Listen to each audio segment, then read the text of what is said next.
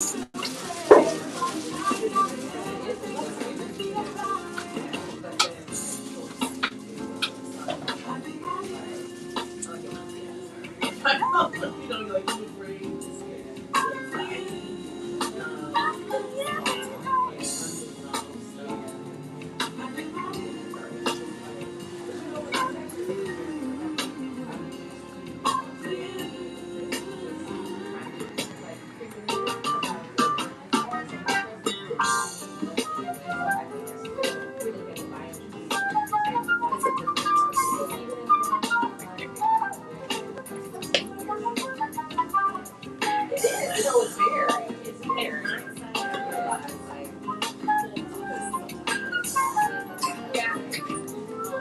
found it in the archive.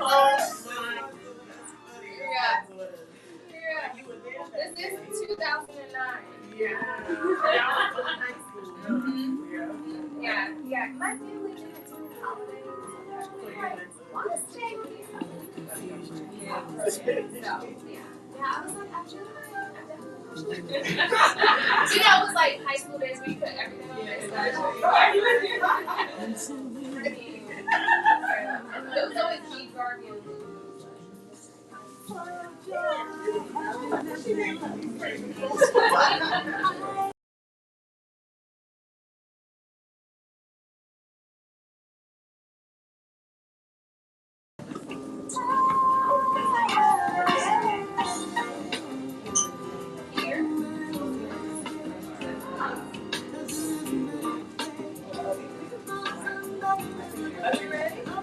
Yes, okay.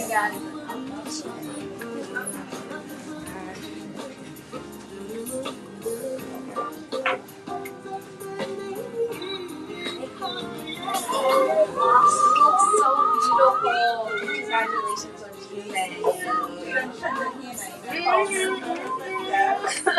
She's trying to catch up.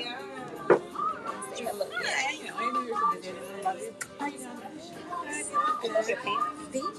It's great. Sorry, girl. $20.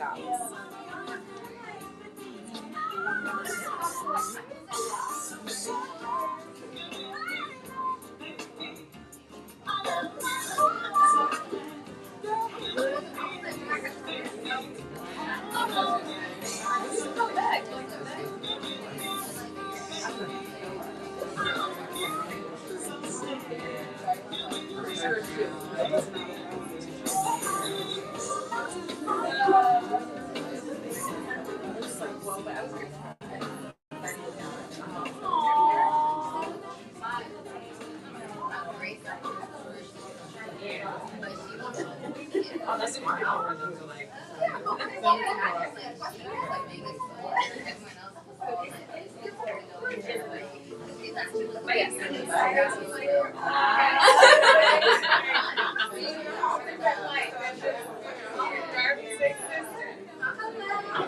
Good. I'm like, hi.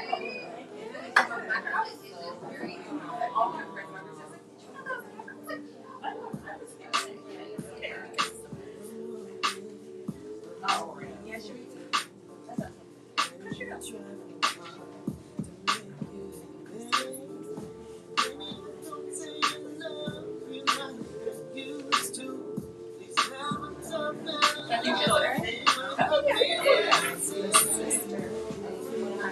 Where do you want to sit, Ibi? She gonna sit in the middle. Okay.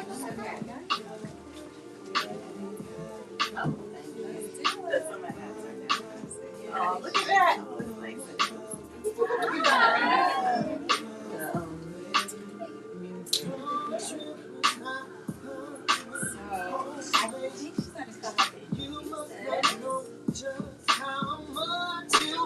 How's everybody doing?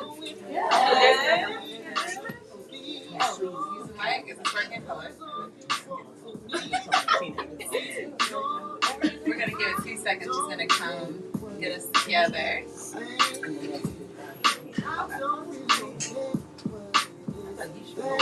No, you please. Do the mic. You go ahead. Let me just see what's happening.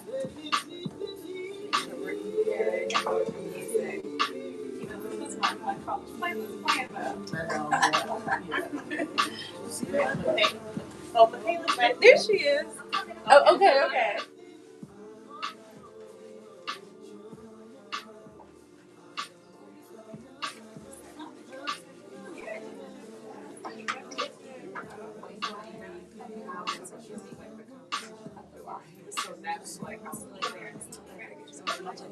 So this is the juice from this. They have like all the I don't know. I'm like, I'm like, never in this area. Oh, thank you. This morning,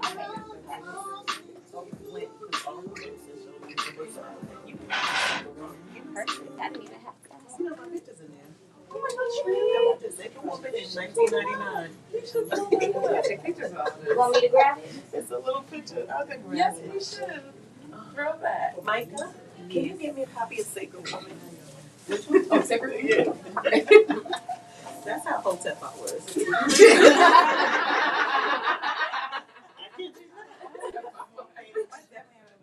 know exactly what page it is, and I helped her edit this book.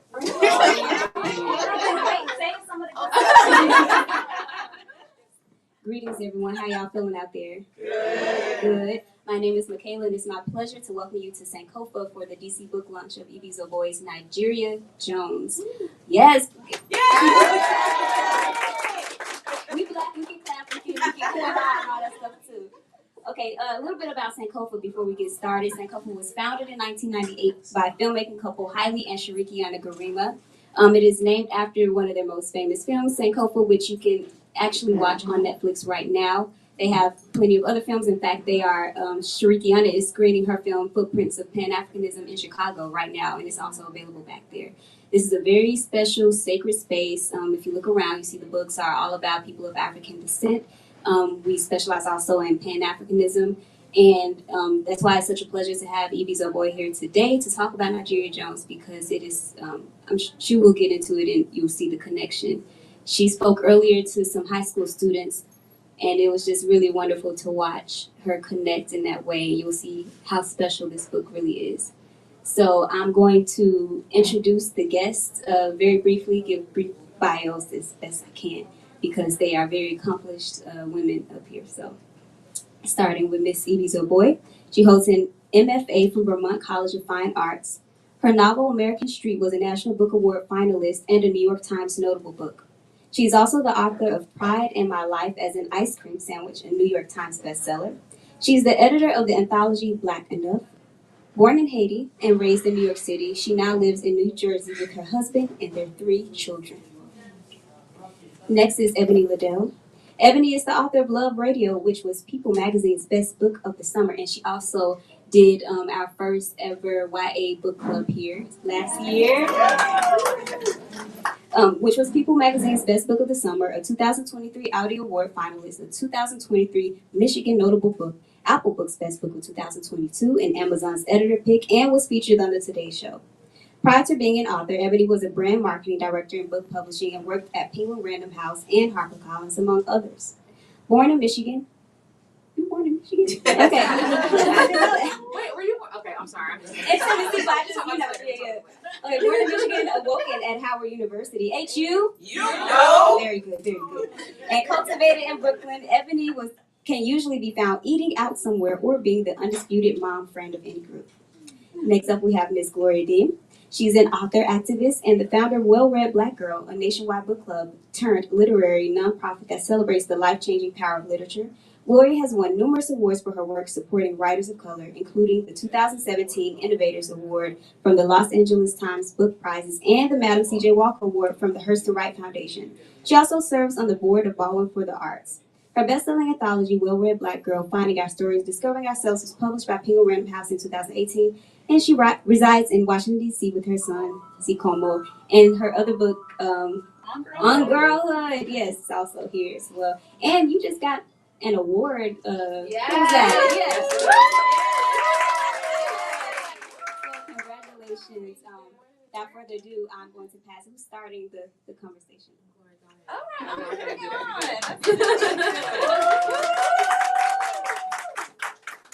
Okay, so I just want to say, Ibi, we love you. Yeah. We love you. We love you so much. We're so excited to do your DC book launch. Thank you. Your 9th book. Yes, it is. You know. Is it on? Is it on? Can you hear me? Okay. There you go. There you go. Yeah. And as I was reading it, I just heard every chapter in your voice. I definitely just like heard you reading to me, encouraging me, the questions. I feel like this book is so much about choices. And I'm just curious about all the choices that led to this story with Nigerian Jones. And I'm gonna put my phone. Oh, yes. Oh, yeah. I just want to congratulate Ibi. As you heard, I worked in book publishing as well, and Ibi Zoboi was one of the writers that I had the pleasure of working on. I worked on the tail end of American Street. I worked on Pride. I worked on Punching the Air, which was probably one of my most fulfilling projects to work on to date. And I'm just so incredibly happy and grateful and proud of you. And to also see you go through this 9-book journey is crazy because it's only been 6-7 years that you've been publishing. So she's been cranking out them books, right? So I'm just delighted to be now on this side talking to you about your books. Right. Let me say something too. No, seriously. And you worked on Black Enough, the anthology.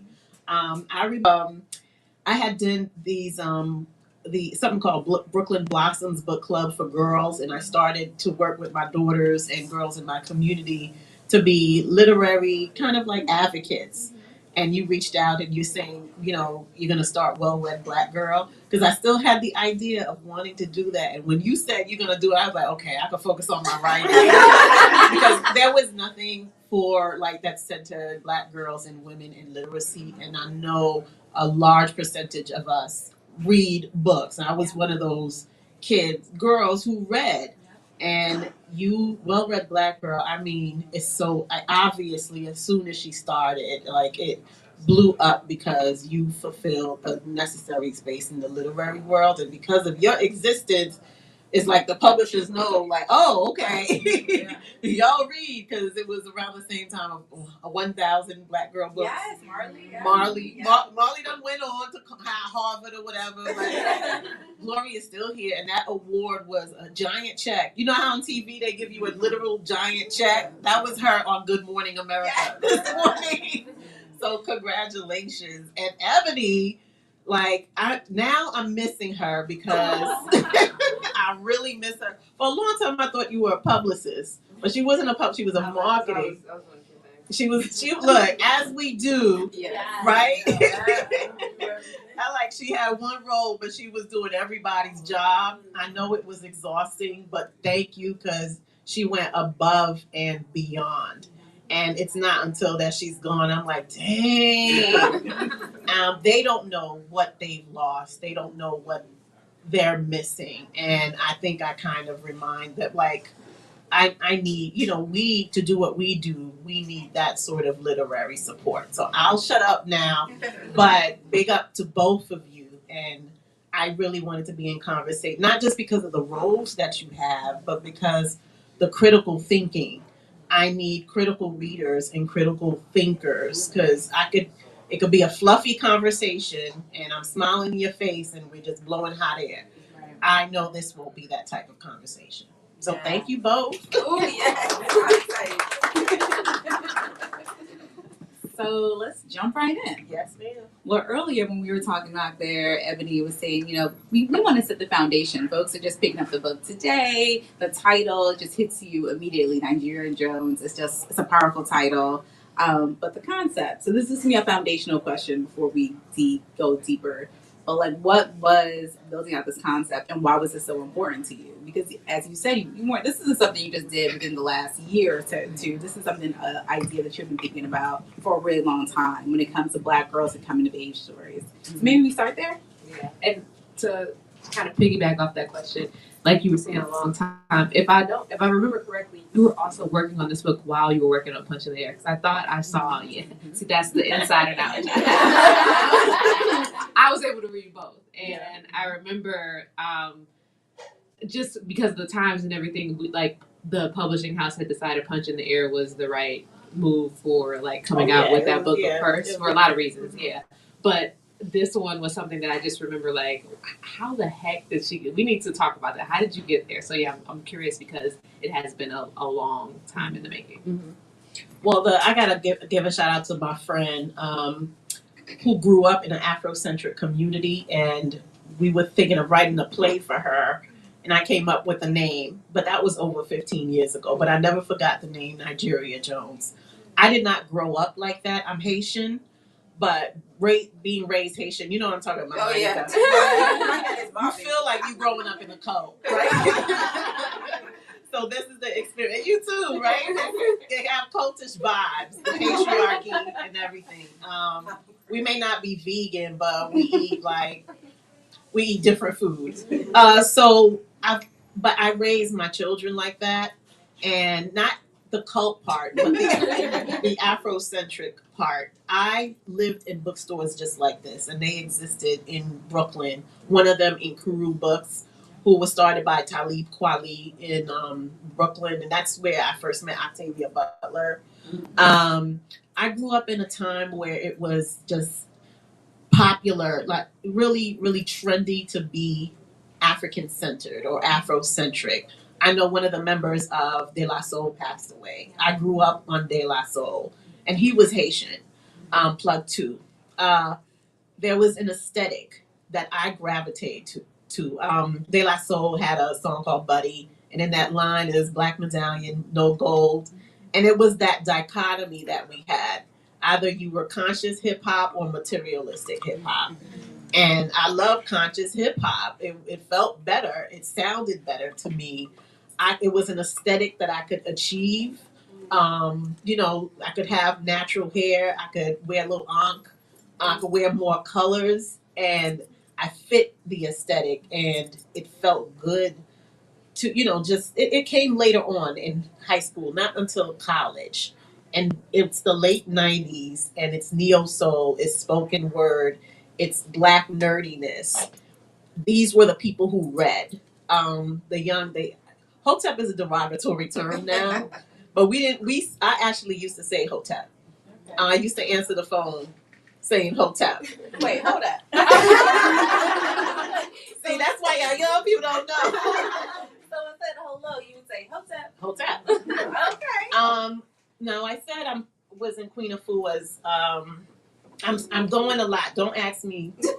We follow him. Okay. Appreciate it. Queen Afua now is a celebrity guru.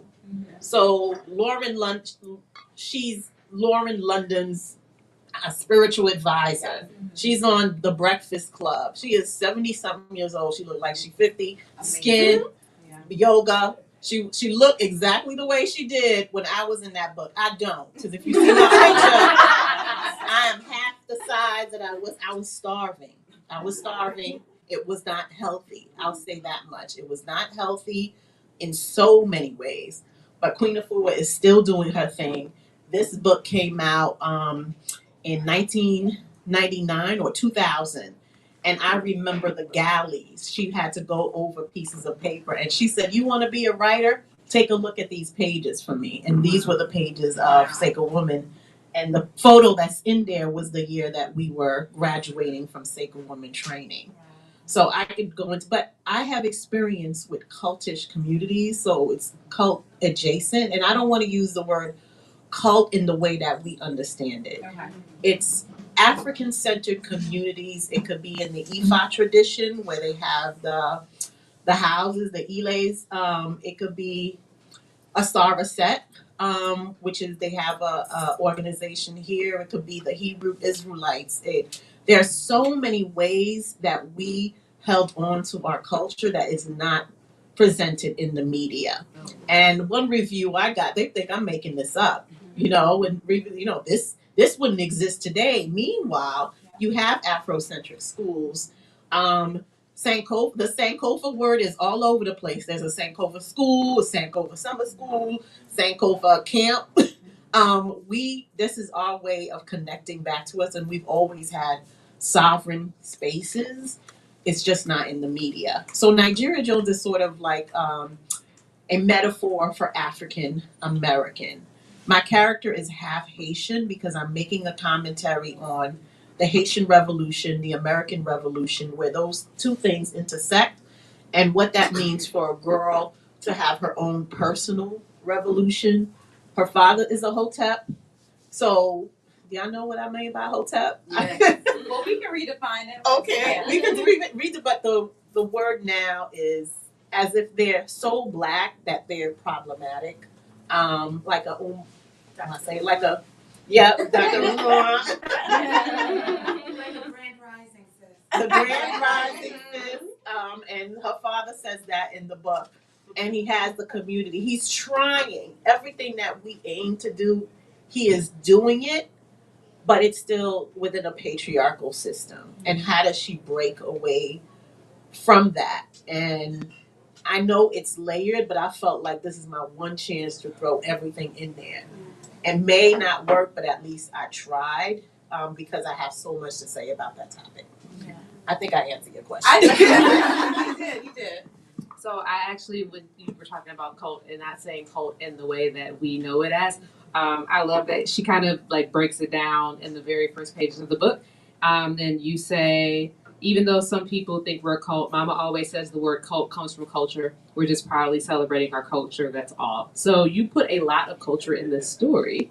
Some of it moves on the cultish side, but like that's the point. I know that there's so much that you know, and a lot of people assume that you probably made some things up. But like, was there additional research that went into the story? Like how did that? Because there is so much in the story, and I'm just, even from a craft perspective, just wowed at how you were able to put all this in here, and it's still read just so easily. So what research did you do, and how were you able to pack all those things into this story?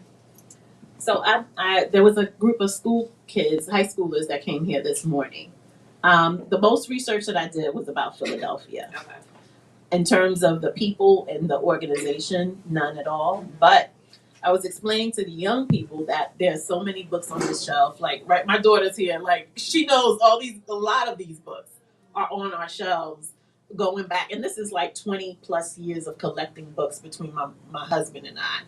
And our black bookstores would look just like this, not like a Barnes and Nobles or anything like that. And a lot of people writing those books were about, they were hotepish, right? And I've been reading them for 20 years. So when it comes time to writing something like that, it pours out of me. I have a picture book called The People Remember It somewhere in here. It's 2,500 words of Black American history, and I infused the Kwanzaa principles in there. It took me a week to write, and it just poured out of me. And I say I didn't do research, but I've been doing that research my entire life. This is a Coretta Scott King honoree. This doesn't have the sticker, but this is what I mean when this is what they mean when they say 10,000 hours of work. So the 10,000 hours wasn't just writing, it was me being a critical thinker. And I started writing these books because of boys. Close your ears, Bahati. I was explaining earlier, Michaela was here to hear it, that we don't credit, and it's not a good thing, how mass incarceration for our young men aided them in reading, in becoming readers and critical thinkers. It doesn't mean that they will always razor sharp, but when we think about this idea of a hotep, it's like they are trying, right? They are reading the books, and because they don't have the right people helping them to unpack them, it comes out in a really messed up way sometimes. But Yusef, I wrote a book with Yusef Salam, and he was telling me, like, he doesn't know if he would have been doing that much reading if he was not incarcerated. I mean, it's a terrible circumstance, but he was forced to read and grapple with ideas in a way that a lot of our brothers and sisters don't get to do in schools. So he was reading these hotep books because there was the young men passing them around. 5%ers, that 5% ideology started in the jails and making it way to the streets and becoming hip hop and all of that. So a lot of the young men around me were reading these kinds of books and sharing it. I had friends who were 5%ers, their names is Queen Justice and stuff like that, and a piece of the gods, piece of the earths. they were all reading and they were selling these books on the street corner. And it was just cool to just have a book in your hand. And especially if you were a poet and a spoken word artist, you had to come back every Friday for that open mic and drop some knowledge and drop some science. And you had to be a reader to be able to do that. And this is her father. Her father is really militant in that way. So what does it mean for a Gen Z now to be exposed to those ideas? Do you embrace them? Because it's a new world, right? This idea of Afrocentricity means something different now because you have Afro beats. You have, you know what I mean? Like you seeing the brothers and sisters in the con, they look just like you know? And are you trying that hard to be Afrocentric when you just like, oh, we the same thing, the same. Y'all doing the same thing over there.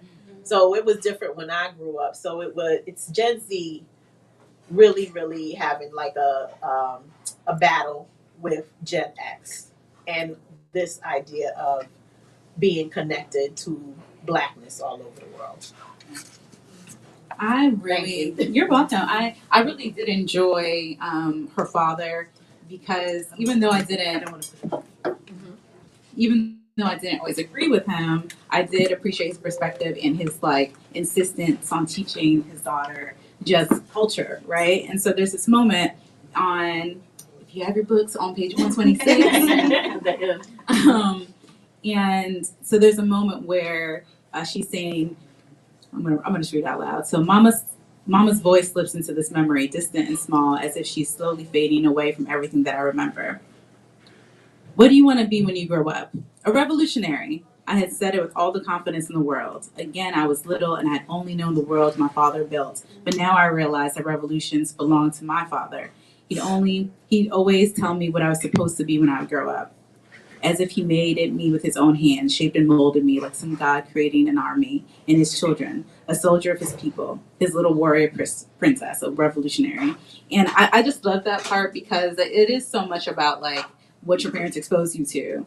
And at some point you have to decide, am I going to go forward with this? And do I have the same belief system? Am I aligned with what my parents have taught me? Or do I move into my own direction and make my own choice about who I am in the world? And you give the reader like, as she's going through her own process of making decisions, I felt like I was going through my process too. Like, do I agree with this? How do I feel about it? And you just evoke so much emotion. Was that an intentional choice for you to make like the reader just pause and think, what would you think? What would you do if you were in the situation? Especially when the father seems so radical, so different, and moves away from just like traditional norms.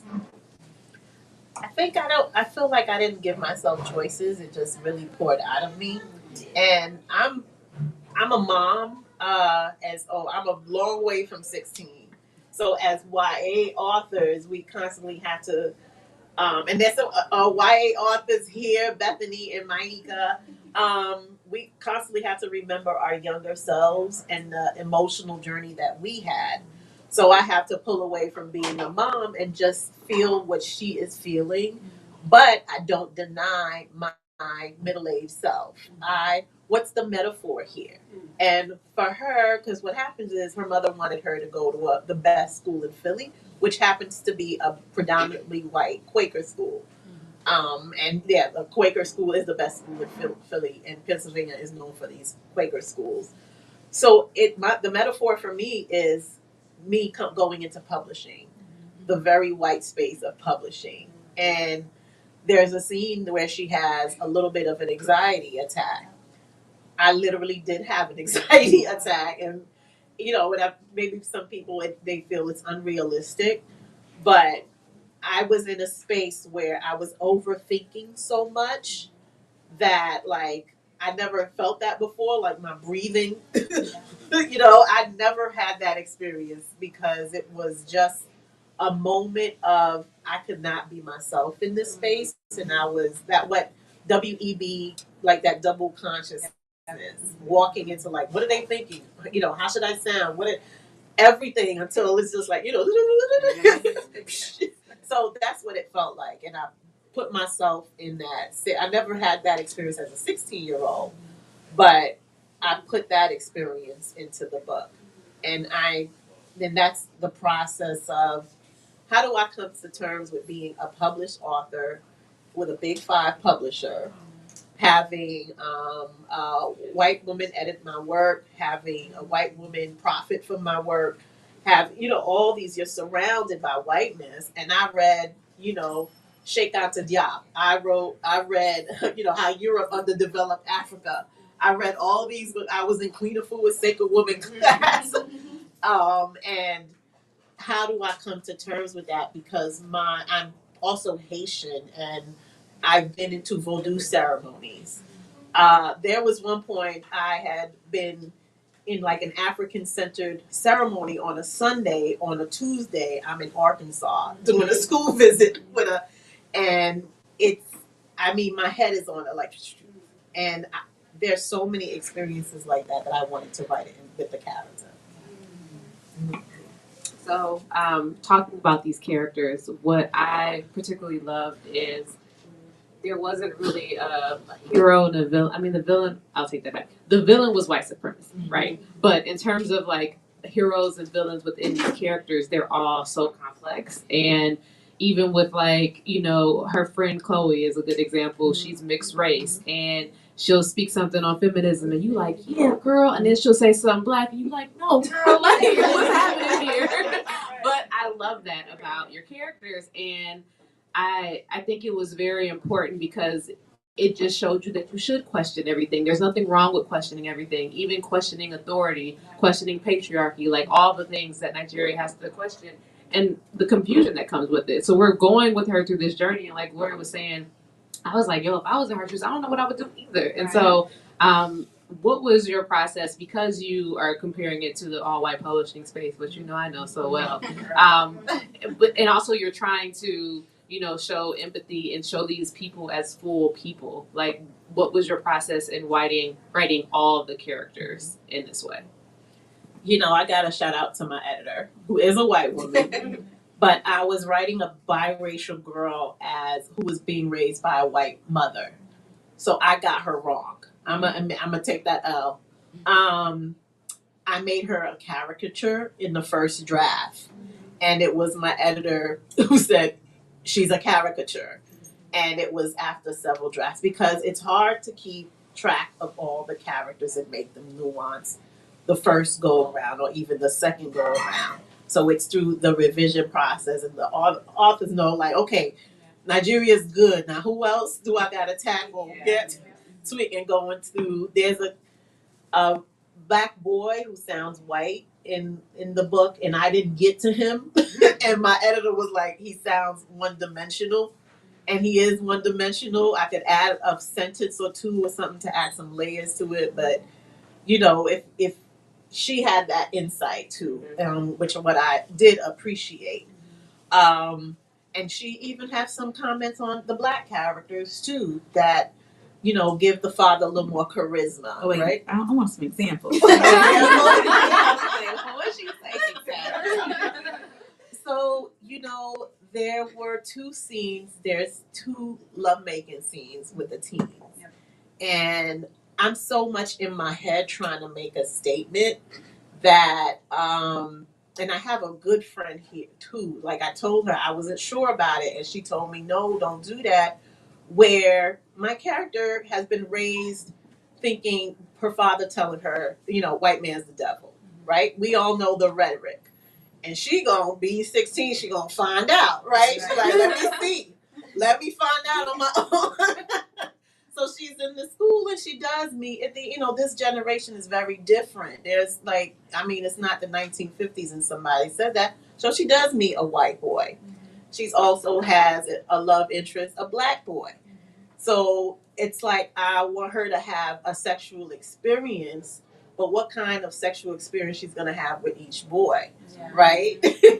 And you could have a myriad of options as an author. Which one is going to be the negative experience? Which one is going to be the positive experience? And depending on which one, it could have a lot of weight. Because the boy is patterning himself after the father, he can be very patriarchal. And that almost was a negative experience. and I almost made the experience with the white boy a positive experience. That is problematic. And it's one of those, like, I'm saying something, and it was a good friend of mine. She was like, Evie, you get that little boy to pick up and see himself in that book. Like, what, another author, like if I have another author friend, they'd be like, oh, yeah, it's juicy. But I have people in my life who see the world in a certain way. And she was like, think about your son picking that book up and being like, I like this boy character. I'm going to follow him through the story, see what his does. And this is what happens. Yeah. And I'm like, okay, I gotta switch, not switch it up. This is where I have to make a decision as an author, because YA, you can be salacious. Yeah. You can write a scene and be it could be sensationalized to get a rise out of the reader.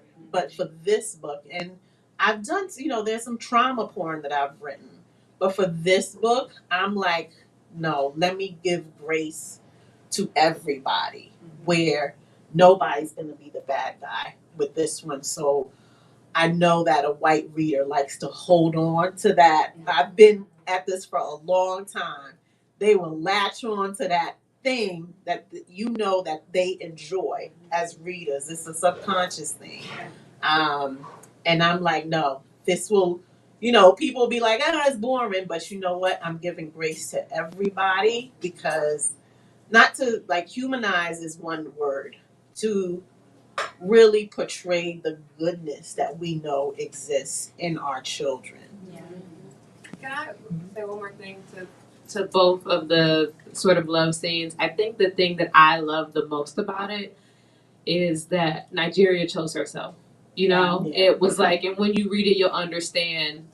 But you're dealing with two men. You know what I mean? As a Black woman, you are also dealing with two men, and you're seeing what each man brings to the table. And for her, she was, like I say, this whole book is a whole bunch of questions. So she's questioning them in different ways, and inevitably she decides that, like, I don't agree with this part of you. I don't agree with that part of you. I'm choosing myself and saying I'm going to make the best decision for me and what I feel is right for me. So I really appreciated that. Thank you. Mm-hmm. And I also think it's a good segue to look at, like, when you're writing. I feel like so many Black authors have to make the distinction of, this is not just a story. Mm-hmm. This is about legacy building. This is about representation. It's about accurate reflections. And so when you're doing that, how do you balance, like, not sounding like you're preaching, but you're still doing the work of crafting a beautifully well-written story, but also just like, this is my perspective, my world building, and you have to respect it.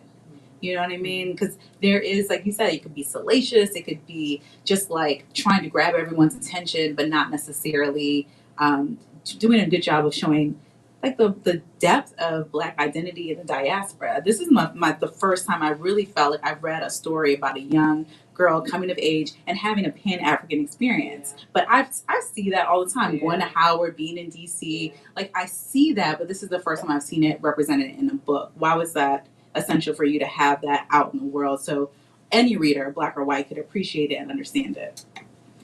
It's not seeing it in the book. We remember Freddie from a different world. I mean, she was more hippie than Pan-Africanist. Mm-hmm. We remember when Denise, Huxtable had her moments. We know Shazar, right? So all these, and then you have the caricatures. We seen that, y'all seen that meme where, I don't know what movie that from. Was it that like Drinking Your Juice? Yeah. I'm Black and I'm Blackly Black. Yeah. See before, really? Yeah. I'm Black, y'all. Yeah. Right. And there's another meme where, and that's one of those other stupid movies too, where he has the kufi and he's just like rubbing, like wringing his hands like, my queen. Yeah. And then, the Black girl is like, yes. And he's like, no. He moves aside and it's this ugly white girl. Don't be a menace. Don't be a menace? Okay. So we've seen, right, there are way more caricatures of that aesthetic than there are realistic, positive representation of that particular aesthetic. Even that, what is that? The latest one was in the Black Lady Sketch Show. Oh, So she's a white woman though, and she got the kente head wrap, and Doctor. so she's supposed to be a Rachel Dolezal, right? Yeah. Now Rachel Dolezal, like wasn't she at Howard or something? Yes. She infiltrated Afro. Sorry.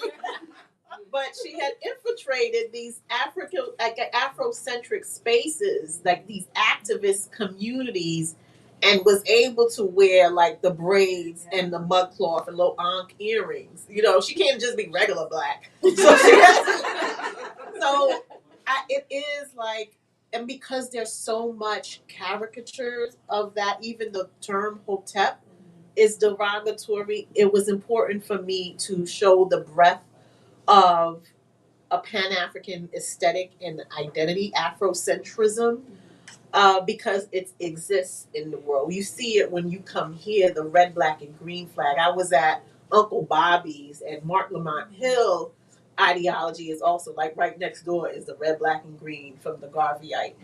And I'll put my little red, black, and green heart. It seems outdated, but it shouldn't be. And it's outdated because it's been inundated with these caricature images to that young people reject it.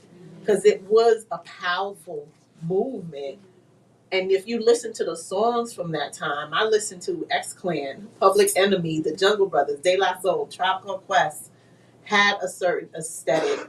And it's somehow in the media, it's been ridiculed, diminished, minimized to some sort of like, it's like African people, right? Like you see the little stick figures, ooga booga. Yeah.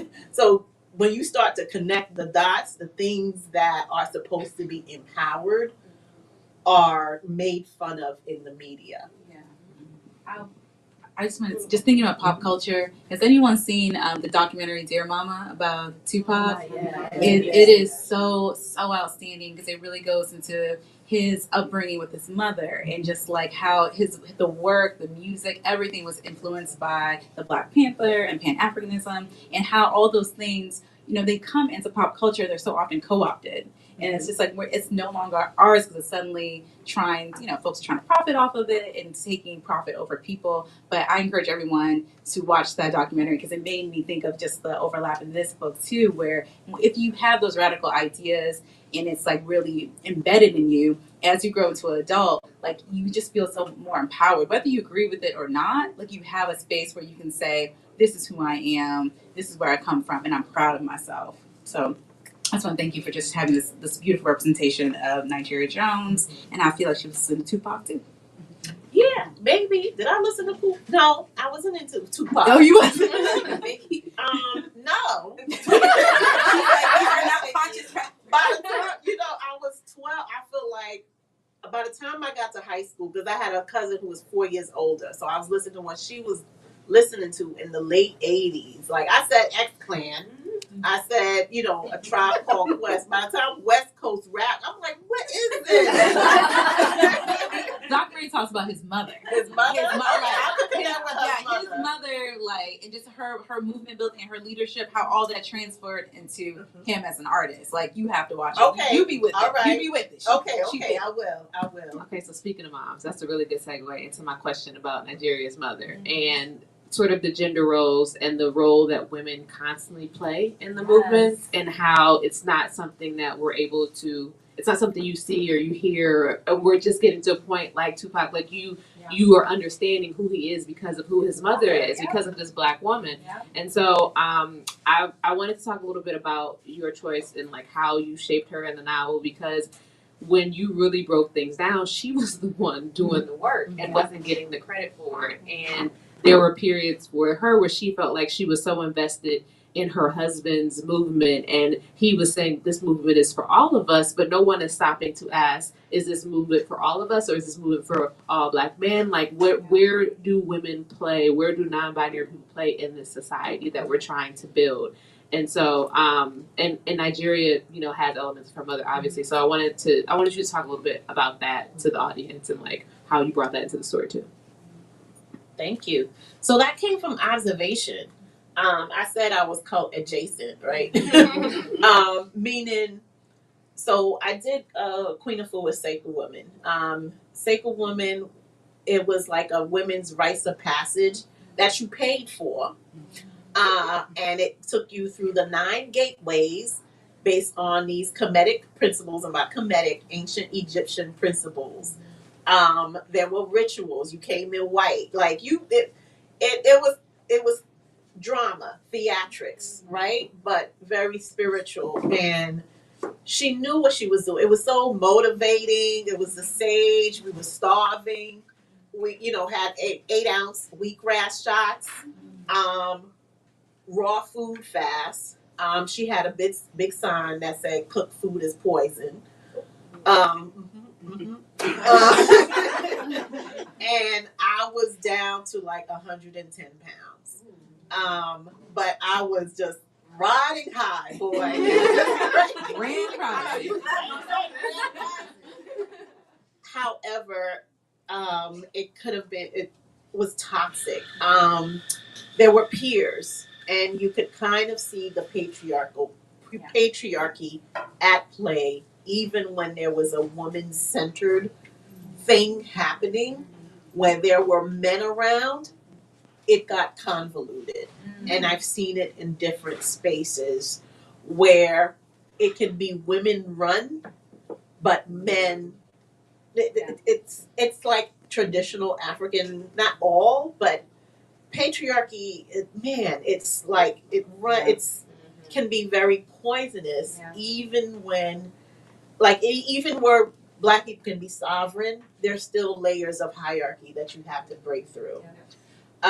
So I saw the toxicity even starting with my peers. When I said I read those books because of the men sharing them, it wasn't the sisters, it was us, not trying to impress them. Maybe others were, but yeah, a little bit, right? A little bit. Like I had, when somebody I dated introduced me to soy milk. And soy milk, Eden soy, we go way back, right? This is before silk. You don't know what I'm talking about, do you? Soy milk used to be yellow, okay?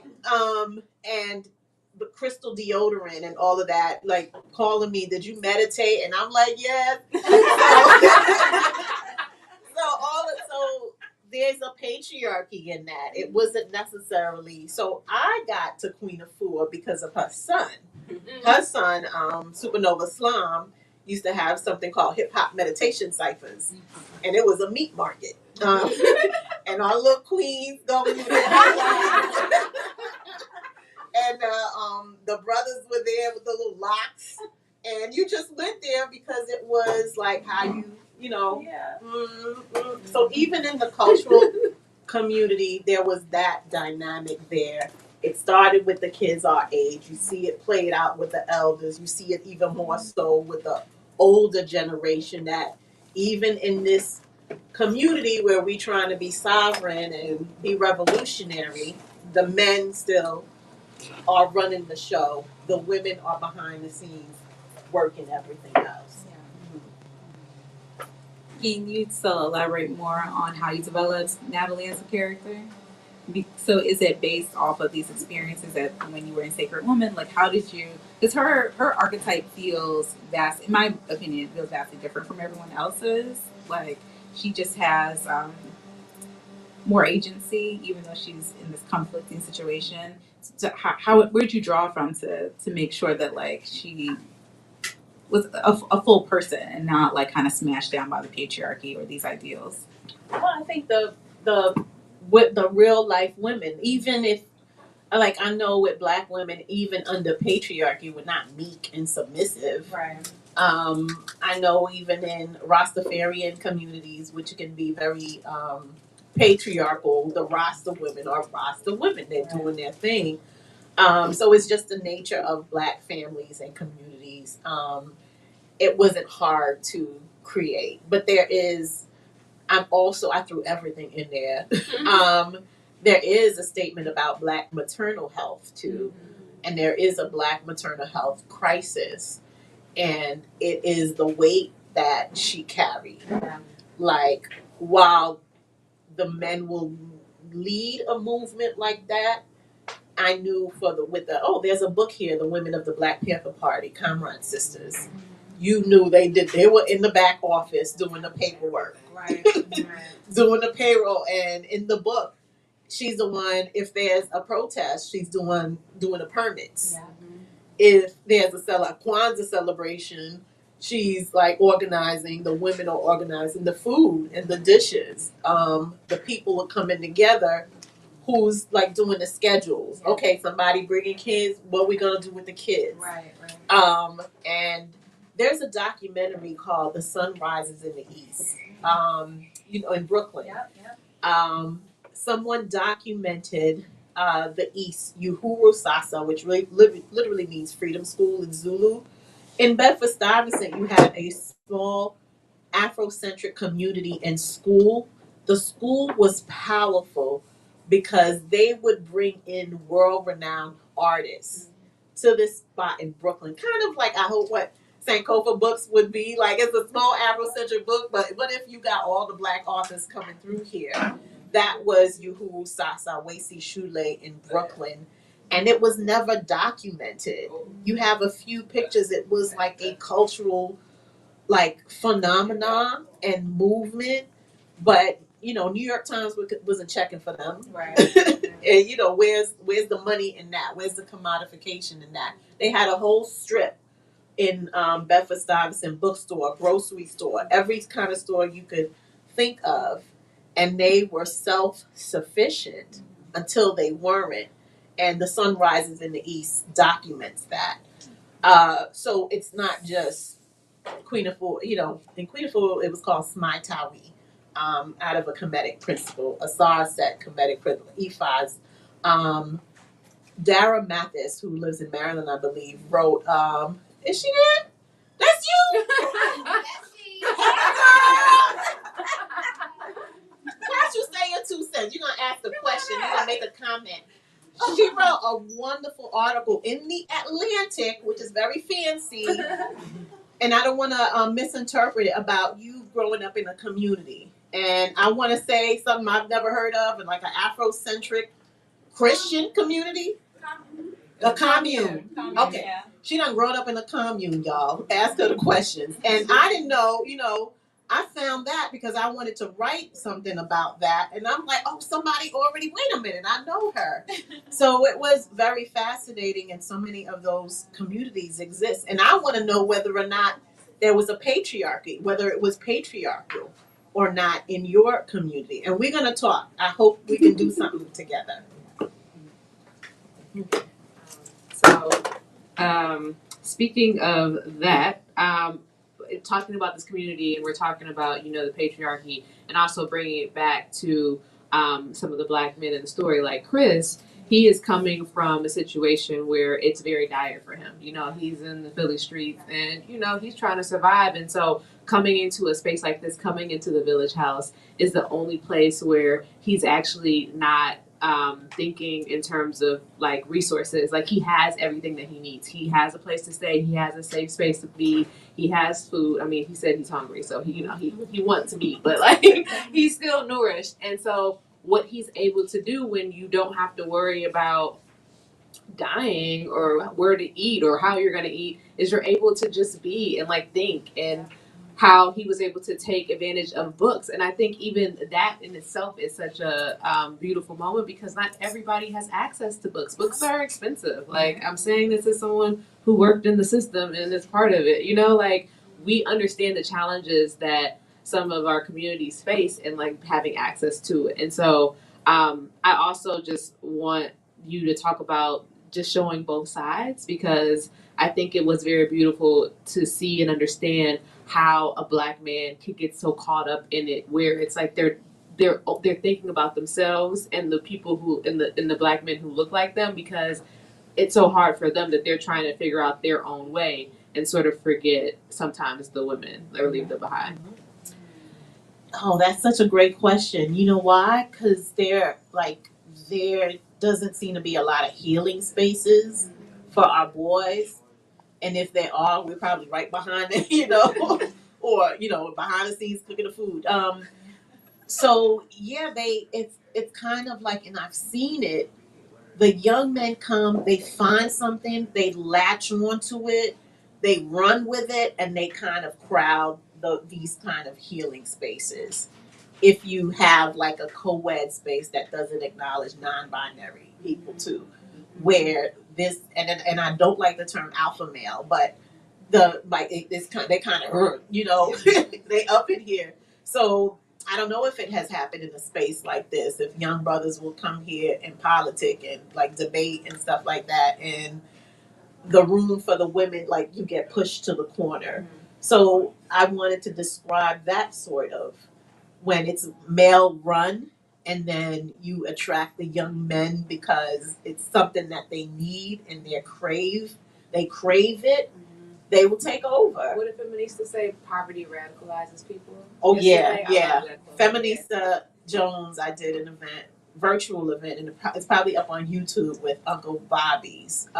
So she comes from that African-centered Pan-Africanist ideology. Yes, I love that quote too. Poverty radicalizes people, and I think yes, and radicalization doesn't mean this all the time. You know what I mean?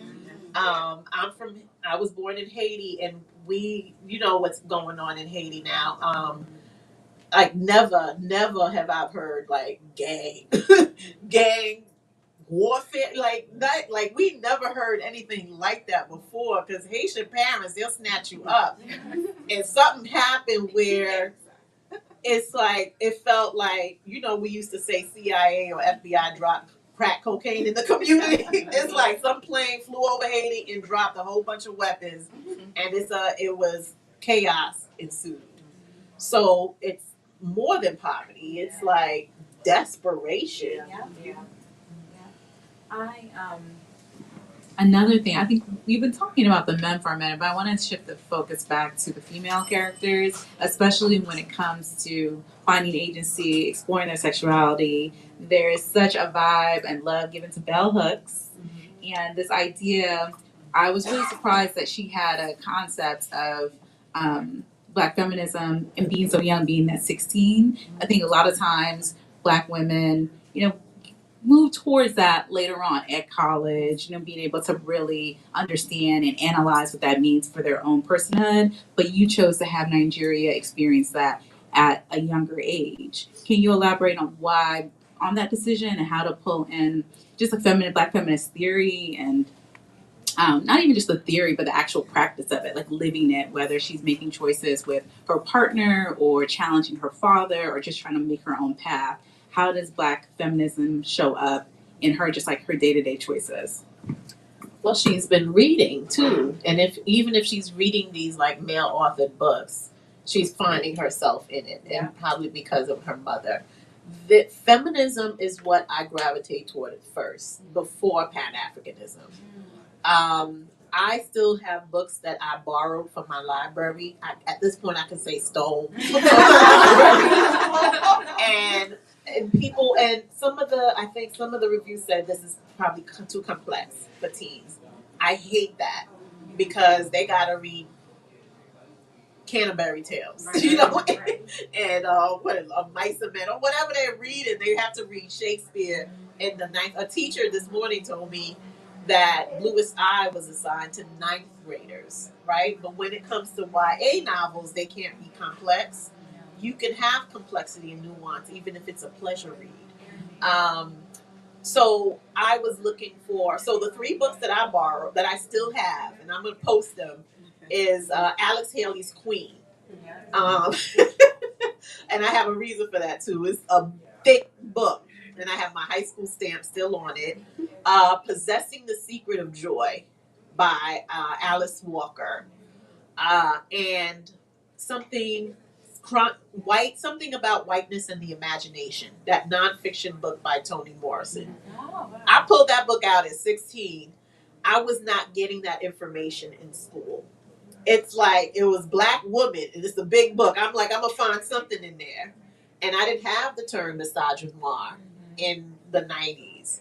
There were, I didn't know, did we even use microaggression in the 90s? We were using white supremacy.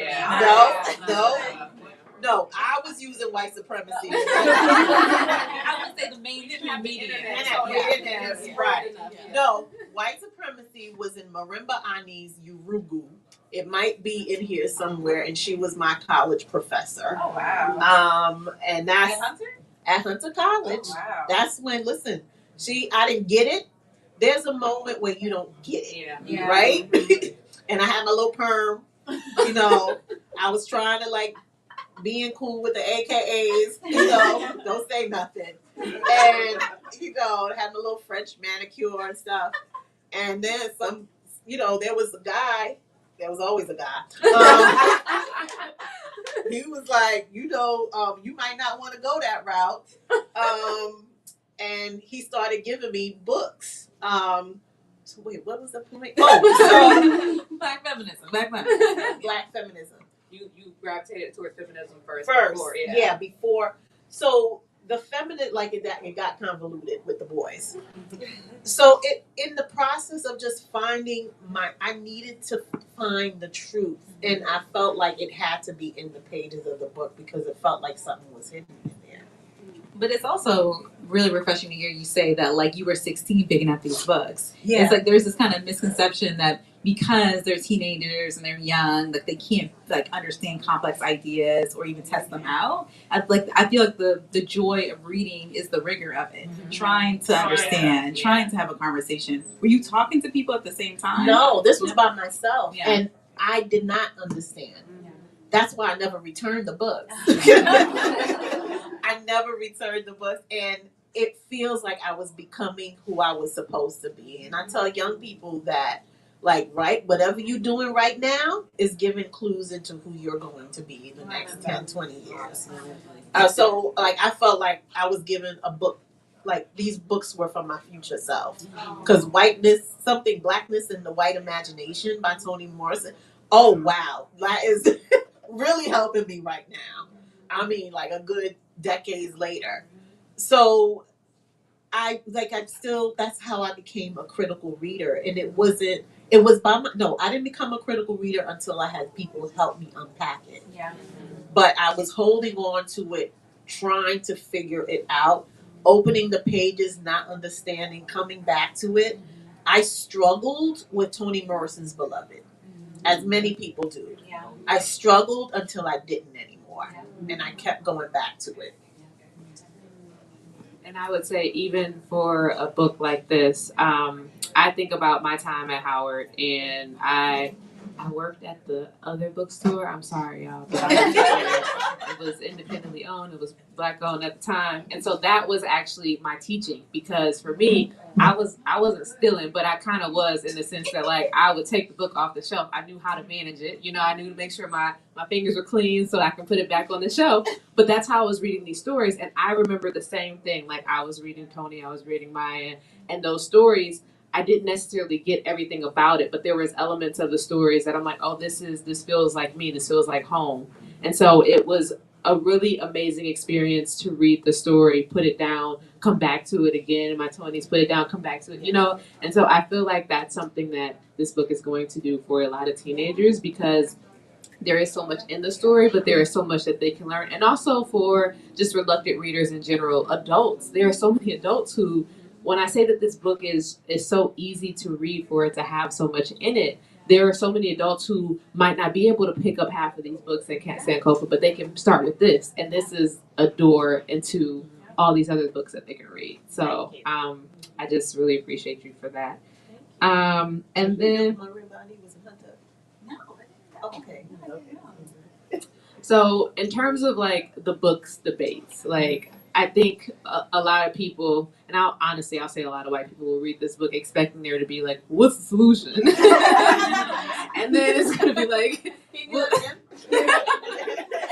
then it's I know this is sorry. And then there is none, because it really reminded me of going to Howard, where the Howard debates, where you are just up all night just talking, and everybody's talking and everybody's throwing their ideas out, and there are all these good points, and you really don't come up with the conclusion. You're really left with more questions. And so I guess my question to you is like, did you know how the story was going to end? Did you sort of allow the story to kind of carve its own path in your writer journey? And how did you get to the ending in the way that it was? And why did you sort of choose to have these debates that didn't necessarily have a solution? Yeah, that's a good question. Thank you. Yeah, that is a good question. So they're young, they're teenagers, and they don't have the answers. So my daughters did a rites of passage, like an African-centered rites of passage. I am that mom, and it's called an initiation, meaning that after their rites of passage ends, that's not it. They're starting a process, which is what initiation means. So my character starts a process of learning and unlearning. And I think that's what young adult books should be. Good young adult books are like open ending a little bit. It's not always you tie it with a neat bow. You take the character through a journey, and then you just know, okay, they're gonna be okay. They're gonna be okay. I didn't want to say too much with that. No, Yeah. I didn't know. Although I did. Okay. There is like a reveal, and the reveal was just like something to keep you turning the pages, right? So it has to be an unreliable character. But when you mentioned white readers, that's the most I'm nervous about, because I think it was Nikiatu Jusu. I have the tweet from way back that if you're not, and I'm paraphrasing, if you don't love the thing that you are creating, when it goes out into the world and the white gaze gets to it and you get that feedback, it makes you start to rethink your art based on that feedback. So you gotta hold on to that, baby. It's like sending your child to boarding school or something in New England, and they come back like with a high pitched voice. if you gotta know your child. So I have to love this book and constantly remember the intent, that when I get the reviews back, and the reviews are very different than my trauma porn books, I gotta always remember what this book means to me and what my intent was about. Yeah. Can you tell? When you say what this means to me, what I was picking up was just like legacy. Like I just feel so much like this is who you are. This is the clearest representation of your work, of your body of work, how it's evolved, what it stands for, right? But that's my thinking. Is that what you mean when you say what this book means to you? Like, can you tell us more when you say that sentence? Yeah. What I stand for. Yeah. I don't get to say that in every book.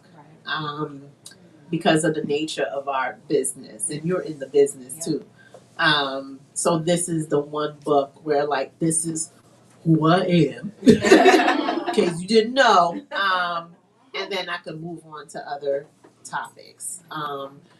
Different books are versions of ourselves, but this particular one, here is what I know, here is what I've come to know through this character. And I said what I said. I guess how much? I just want to. Are we gonna do questions? Yeah. How much time do we have? We have like 8 minutes. Okay. So maybe we should open it up for questions. Yeah. Does anyone have any questions? Don't be shy. And we all got some questions. I'm going to be very selfish. Okay. One, I appreciate you so much. This has been such an enriching experience. I think as an author, when you write your book and you know that it's going to be in front of different audiences, there are so many things that you have to consider. Like when you talked about, your main character having this sexual experience and deciding what that will look like. It's hard when you are a Black author and you are aware of how media impacts the way we see ourselves and other people. So the fact that you know that some of the work that you create is going to be a reflection of you and some of it isn't is it's a relief, because each time you write, you have that in your mind, that someone is going to read this, they're going to latch onto a character, and what I do to this character can maybe make this person feel a way about themselves. I'm a student now at Howard, and I wish I had gone there for undergrad. Administratively, not great. But what I have had as an awakening in the types of conversations that I'm able to have, I feel like I want to tell everybody. Yeah. So my question to you, after saying all these many things, understanding that, you know, you write these books, and this book in particular, from a very specific position and lens. How do you navigate understanding that people are going to be at different levels, even in their awakening? Like, how do you manage that? Is that something that you carry with you as you're writing, or you just write the story and hope that whoever latches on, latches on? Like, how intentional are you in that process? Thank you for that, Maika. Maika is a YA author. Dear Alan, love Haiti. Dear Haiti, love Dear Haiti, love Haiti. And wait, there's another one. There's One of the good ones. one of the good ones is the last one, and my fellow Haitians, and she writes with her sister Maritza, who's not here, right? Okay. And I'm glad you all are in this space writing alongside me. You, every Bethany, everybody. Because when I started, it didn't look like that. So that has been a learning process. There are some books that we write to get in through the door, and I pay attention to what the feedback is. So I have context, right? I realize that when I go to these, we go to conferences in different parts of the country, Texas, and I interact with teachers and librarians, and I'm like, oh snap, I gotta dumb my stuff down. Not that's not in a negative way, but I realized that, and Dr. Yaba Blay, whom I love, was saying that in some podcast or something like that, that as a country we don't have a basic understanding, right? Like the ground level, you know how you got to get to kindergarten before you get to first grade. We're not all in kindergarten, you know. We don't have our ABCs and 1, 2, 3s whenever it comes to race relations or what have you.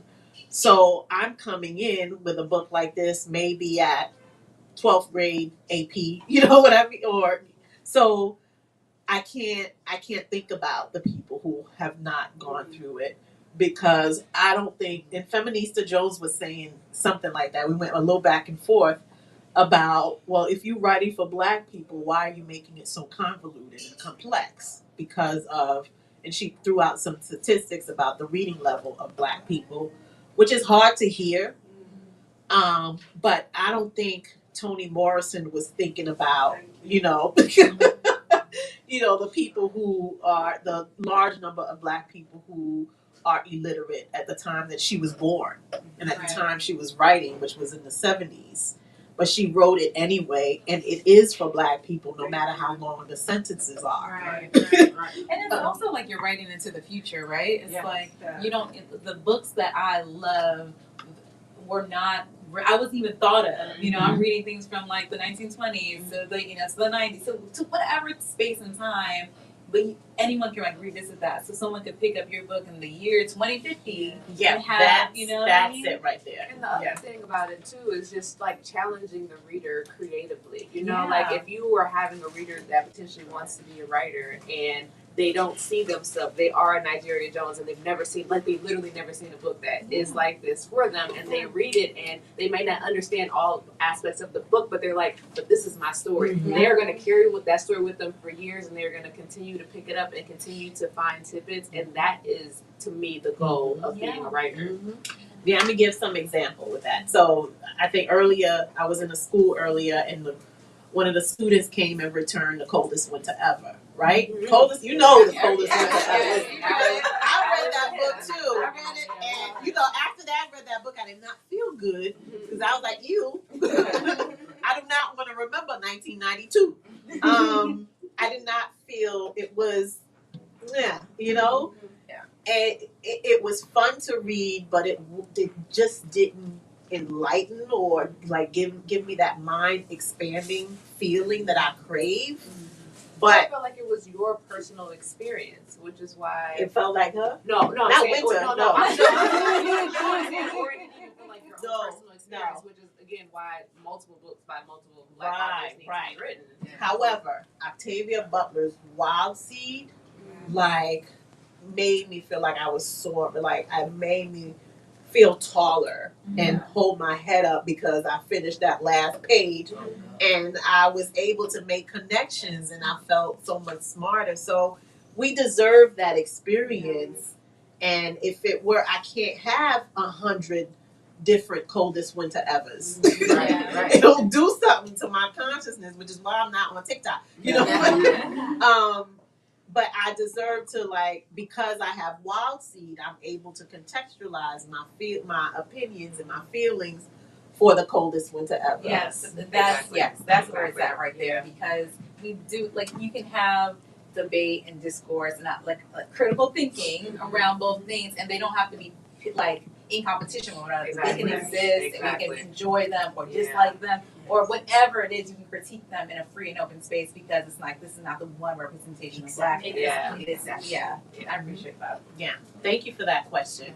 So it's not our duty to think about who can't get it, right? It's- I love that. We're writing into the future. I remember, I don't know where I got this. Your greatest fans are not yet born. Yeah. Does anyone else have? Yeah, go ahead. Yes, please. So I work at loyalty bookstores. I love bookstore, and I just I feel like that's been one of the best things, like seeing the Y space and seeing you all create these books.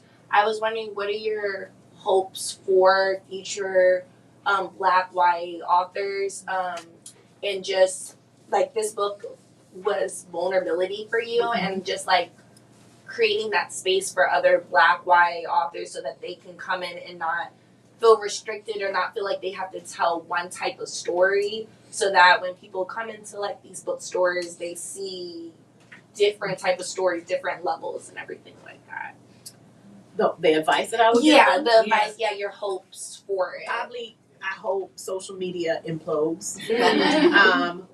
And I mean something by that. It's because I've been having more conversations with fellow authors, and you cannot help but see what is popular, right? And then you write this little quiet book with long sentences, and you do see, where the money's being thrown, what people are screaming their heads at, and it's not just other white Black authors, just across the board.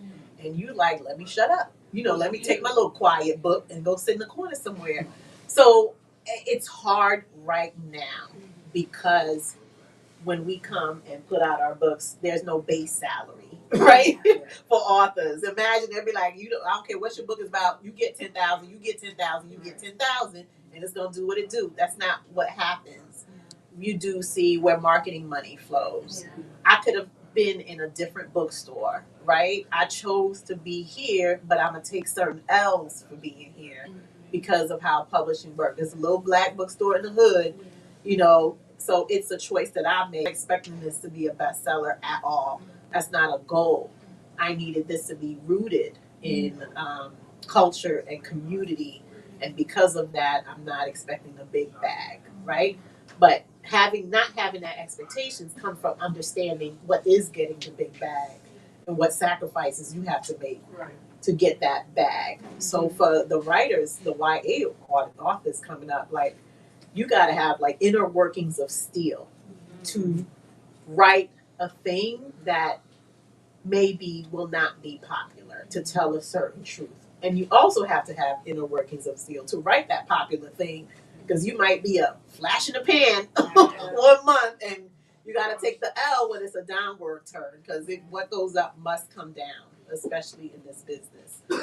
So it's, man, it's hard, right? Right? We need to have a proper panel. And we definitely have that, because there are young people watching us. They're like, oh, you can make money from this? Okay. And even adults. So, man, this is my 9th book, and it's not without like sacrifices and emotional turmoil. I have cried. Some of the worst experiences in my life has been as a published author, and that lets you know it's either my life or the business. Before we close out, because you were talking about community, and I love this. There's a part in the book where she's in class and they're debating about the Constitution and different things, and there's a line around community standards, and I feel like that's what you're speaking to. And so I'm just going to read the sentence for us. When in conflict, community standards are of greater value than individual liberty. And I love that space where she's going back and forth. She's really like understanding what that sentence means and what it embodies, and how to be not only, theorizing, because we can talk, we can philosophy, we can spit game, talk, do all the things, but like, how do we put these things in practice in our lives? It feels like that's a running theme. Like, let me put my life into practice. What does it mean to be a good leader, a good person? So can you just tell us why that sentence in particular in that scene was really vital for you to include, and what you were trying to illustrate with that? Thank you. That's a great question. See, you don't know what you don't know as a reader, right? So you wouldn't know this. But that's not a sentence that I came up with. That's an actual debate topic. So in the book, the kids are doing Lincoln Douglas debate. And that's a style of high school debate. So I did debate team, and that was a debate topic for 1995 when I was in debate team. I'm showing my age. And it was, you have a resolution, and you're supposed to argue pro, for, and against. Yeah. And the resolution that resolved that when in conflict, community standards are of greater value than individual liberty. I remember that from however so many years ago because I rocked that debate. I rocked it. I won my little first award because I was bringing up Mandela versus the ANC or something like that, and I was able to debate what I thought was very well both sides. And this is when I really learned how to think critically. So I threw that in there as a debate topic because it's community. Her father's building community, but she's growing into her own as an individual. And, it's not a sentence. It is throwing in an actual debate topic, something that I was dealing with as a teenager and something that I'm dealing with now. Community standards or individual. There's a certain community standard in the YA space, right? The publishing. And how do you become an individual, within a space that can be marginalized, in a space where others don't look like us? All of these layers of self versus us, community versus the individual. I feel like I don't have anything else to say, but thank you so much, Ibi, for your work, for your honesty. I've read this. When did Punch in the Air come out? 2020. Yeah. Ooh, yeah, that was a doozy.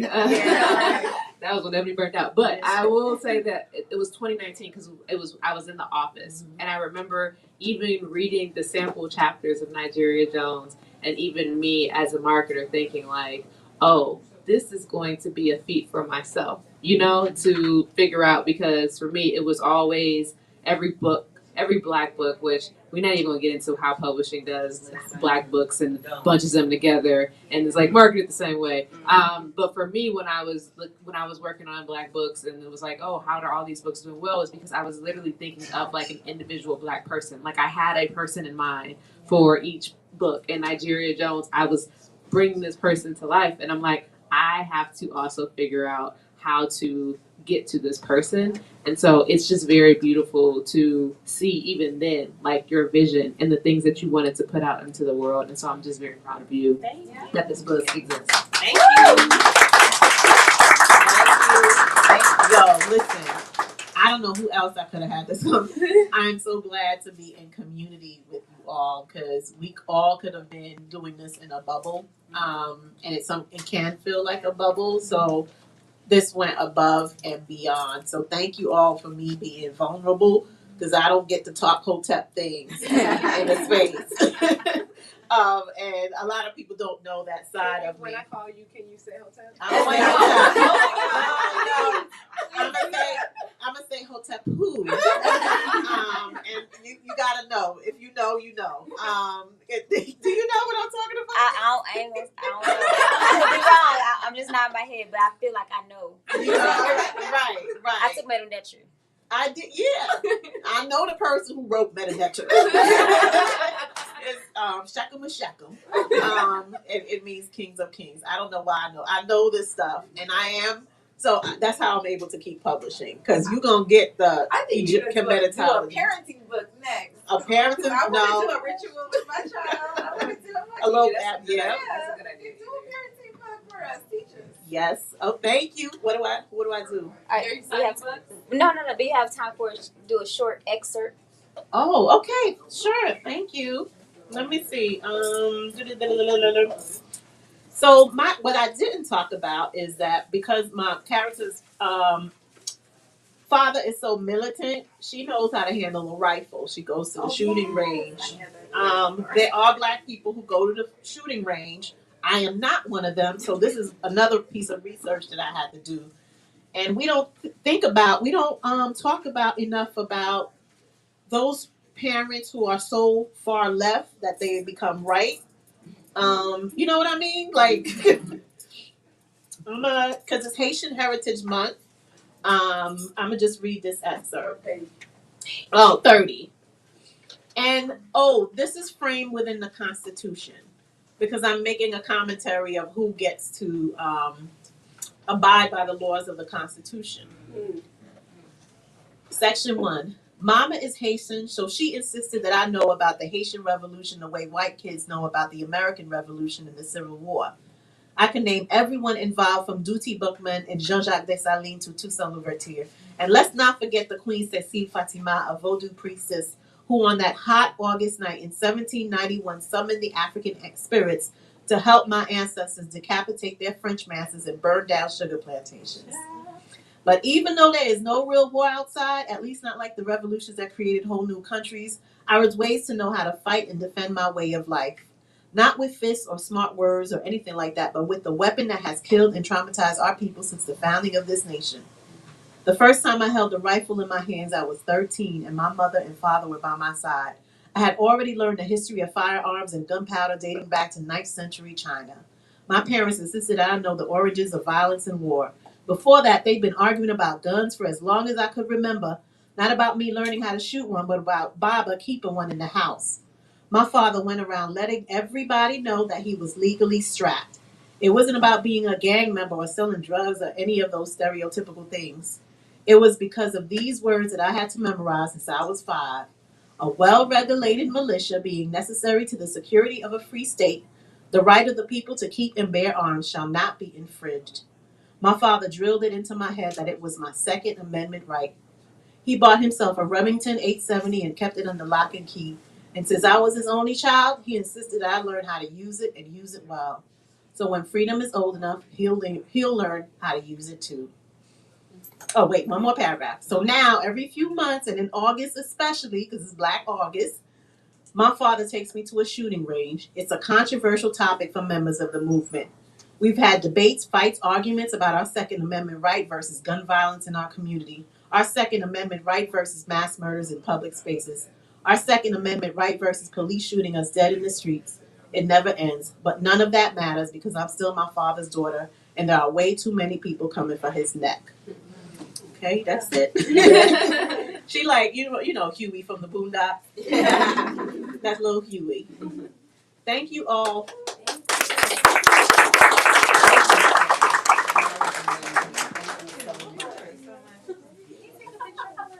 Please, thank you. Thank you guys again. Thank you so much, and thank you to the guests, and thank you to Ibi Zoboi. Thank you, Glory. Thank you, Ebony.